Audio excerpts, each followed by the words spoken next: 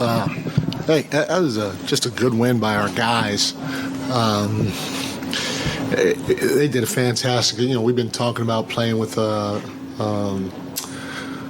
pace, not just in the full court, but in the half court as well.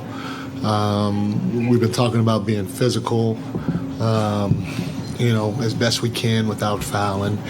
And on both sides, not just defensively, but even offensively, setting screens to get your teammates open, trying to play through contact because they're not going to call a lot of fouls, and stuff like that. And so I applaud our guys for continuing to try to play with pace and physicality.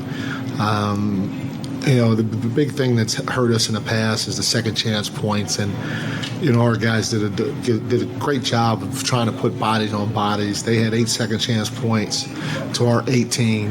Our pace, we got to keep running. And tonight, I thought we got out in transition and we got to our spots and we sprayed the ball. It's no secret what we're trying to do. We're trying to touch the paint and spray the ball, and we want them to continue to do what good teams do. If somebody's about to get beat, you got to come help. And so we got to have the discipline to try to make sure that we stay spaced and we find an open guy. Because they're really good at going vertical at the rim and especially bringing another guy over. So, if we can get up 53s, great. That's what we're trying to do. But we want the spray threes, A lot of guys stepped up for us. Foxy's Foxy, the 28 or 26 and 11. Big night from him. Keegan with the 12 rebounds. We needed every single one of his rebounds, and then Domas with 9 offensive rebounds. That was huge.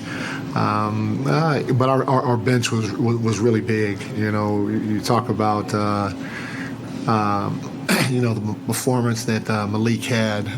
He's been aggressive the whole playoffs, and we thought he did a great job of touching the paint and spraying it. But just as importantly, his 6 rebounds were huge, and his ability to get to the free throw line were huge. And then obviously Trey. Trey was fantastic. He had 10 rebounds himself, and we told him, hey, if you're open, just let that thing go. And then TD was great. He hadn't played much this series. Thought he came in and he did a heck of a job trying to make whoever he had to guard work. So big win by our group today or tonight. What told you to go small and spread it out, and how did you just see it impact the game? I got two guys on my staff. They drove me freaking crazy in our last meeting. Robbie Lemons is our analytics coach. He was the one that kept beat my freaking head in to do this. And Luke Laux, and we were all on board with it, but those 2 guys were probably the most adamant, and not necessarily with Trey. We all felt we wanted to go to Trey, but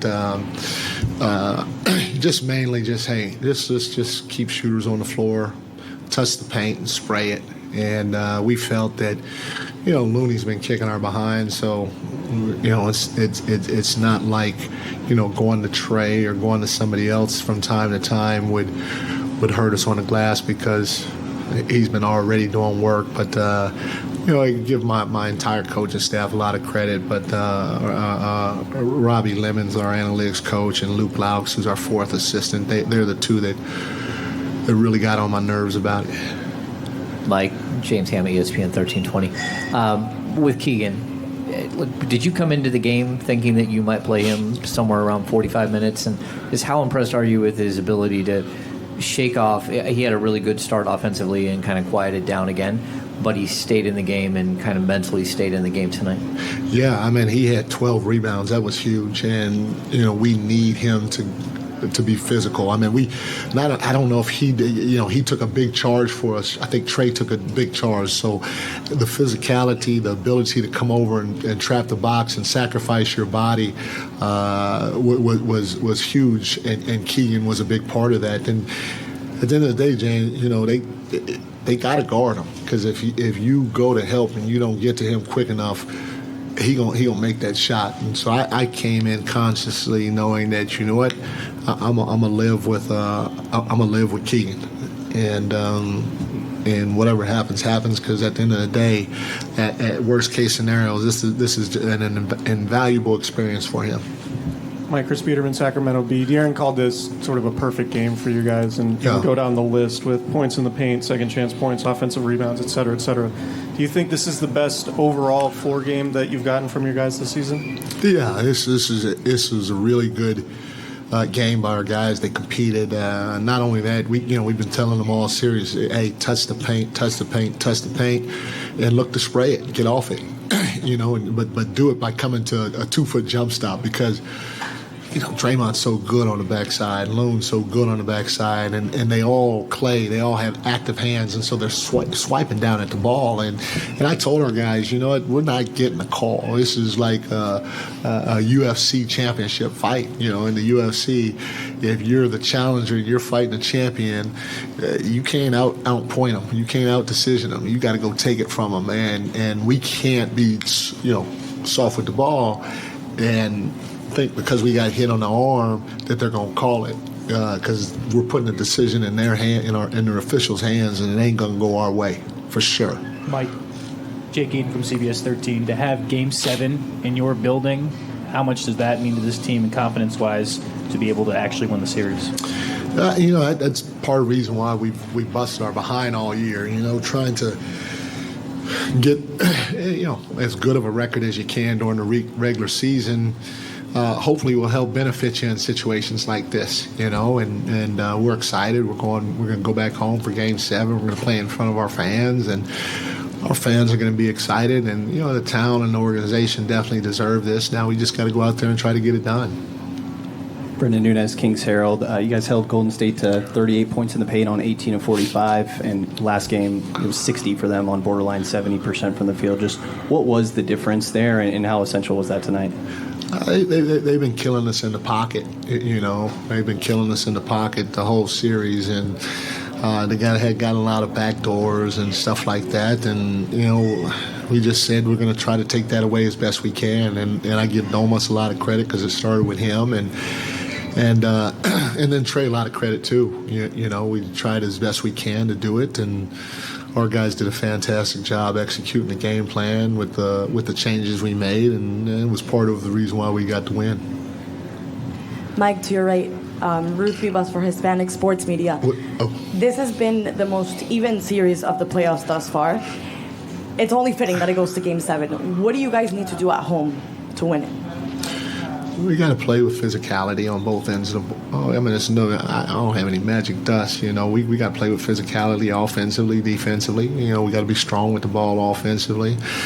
We got to make sure that they feel us defensively. We got to box out, and then we got to get out and run. We got to play fast, not just in the full court, but in the half court as well. We got to have a pace about us that is going to help create some separation so we can get some looks, and all of us from Domas on down, we need to let it fly. If you're open, I don't care. Let that thing go.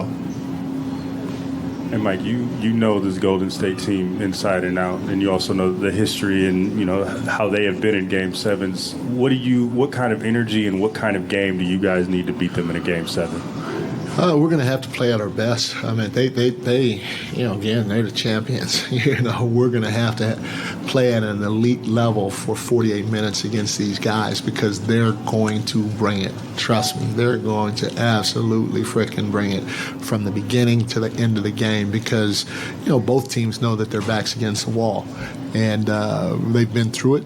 They've had the experience of figuring it out, and so we're going to have to come and play at a high level, doing all the things that I've been talking about. Mike, De'Aaron and Malik both mentioned that they felt like maybe the Warriors' legs were a little tired tonight. There was one game between this and the last game. There's one game between now and Sunday. Is that part of the thinking and going small and demanding that you guys continue to push the pace? Are you hoping that maybe creates an advantage for you at the end of this series? No, we just felt going small. They're good. Yeah, like I said, we just felt going small with the guards we have. We'd be able to get downhill, and they can play make. And Trey gave us that ability because, if the reality of it is, obviously they switched Loon on to Foxy. Foxy's got to go make a play against Loon. If Loon wants to be down the floor, Trey's got to pick and pop and shoot it. I don't care if he goes 0 for 10. He got to shoot the ball, And so for us, we do want to play as quick as we can. We said if we could play tomorrow. I don't know if I can say that, but I guess I did. If we could play tomorrow, we play tomorrow, But we want to keep pushing the ball, not just because it's the Warriors. That's how we played all year. We played fast all year, and in order to beat teams in the playoffs, all these teams are great. We got to even try to find a way to play faster while trying to play some defense too. Hey, Coach, over to your left. Tristy Rodriguez, NBC Sports California. With Keegan's early start and then Kevin getting his shots to fall finally later in the game, it seemed like the first time fans watching got to see both your best shooters do their thing in the same game. How important will that be in Game 7 for both of those guys to get going? More than get going, they both got to shoot when they're open. So that's the first thing. And then on top of that, they can't hesitate. And on top of that, obviously, the more that they get going, that's the less pressure it's on Fox and Doman to try to have to score. Because they're going to pay a lot of attention to Fox. They're paying a lot of attention to Malik, and those guys are doing a great job of getting downhill. And so they're going to have some opportunities to get some spray threes. And so, to help us out if they can make them, but more than making them, they got to make sure they take them. But we got to make sure we find them too. Hey, Mike. Matt George, ABC 10. Speaking of Kevin Huerter, he seemed relieved to finally get some of those shots to go. You've stuck with him and let him kind of work his way through this over the course of this series. How, not necessarily relieved, but how satisfying is it for you to finally see him get a couple of big buckets, important buckets, especially there at the end of the game? Well, like I said, he's just got to keep shooting the ball, and we have to keep trying to find ways to get him involved, because he's a tireless worker offensively, and his movement creates a lot of separation and gravity to get other guys open. And so, obviously making shots, you feel good about that. But the biggest thing that I like is, he hadn't shot it well, but he's continued to take them. Like he didn't hesitate tonight, and our guys continued to try to find them. So you give the group a lot of credit, but you give him more credit than anything else because there's a confidence level you have to have in order to be in his position, and he definitely showed that tonight. Hey, Coach. Colin Ward-Henninger, CBS Sports. It's clear listening to your players that they've been drilled on the game plan, and it's clear that they executed it tonight. That's just one side of a game like this. How did you feel about how they responded emotionally in what could have been a closeout game? It's great. We obviously, as a group, haven't been through stuff like this yet. And so, at the end of the day, every experience that we go through during this playoff run, good and bad, it's a fantastic learning experience for us. And so, I applaud our guys with the way they handled, everything, especially the outside noise. We've been a group that hadn't listened to the outside noise at all throughout the course of the year because, every sports media person out there, and I would do the same thing if I'm in your guys' shoes, but, they don't give us a chance, which is fine. Like I said, we got to go earn it. And tonight I thought our guys did a good job earning it, but the job's not done. So we got to see how we're going to respond in Game 7 for the first time as a group. Scott Marsh, Sacktown Sports. You talk about wanting to play quicker. Can you play any quicker than you did to start the game tonight? It seemed like Sabonis was a man on fire to start the game, and you guys really got going. Malik mentioned you guys had really talked about getting off to a really quick start tonight. Yeah, it's a long game, and so I don't really – it's, obviously, if you can be up at any time, you want to be up. I would take that any day of the week. But when I'm talking about playing faster, or I'm talking about throughout the whole course of the game, like our pace. We want to go. We want to go. We want to go every single time if we can. And then in the half court, when we're making our cuts and our reads and all that, it's got to be boom, right now with a sense of urgency, and if we could do that for as close to 48 minutes as possible, we feel like we're going to generate some good looks. And then at the end of the day, you just hope the looks go in. Mike, you had that overtime win in Minnesota. I think Domas fouled out late, and then you went to Trey at the 5, and you sort of talked about it afterwards as being able to keep that in your back pocket. And it sounds like you were a little bit reluctant, even in this situation, to pull it out. Why the reluctance on your part, and what counter adjustments could you expect for Game 7 from Steve? I